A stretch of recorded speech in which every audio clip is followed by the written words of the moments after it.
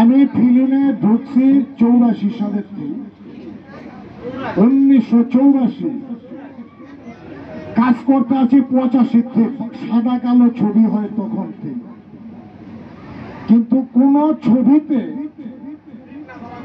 আমি ভালো চরিত্র পাই নাই। উত্তম আকাশের একটা ছবি দানব সন্তান, আমাকে বললো কি তুই একটু সাকিবকে পাইলা বড় করবি বাপের মতন। খুশি হয়ে গেলাম ভাই, 4-5 সিনের পরে আবার এই মাইক দিয়ে মেরে ফেলাইল।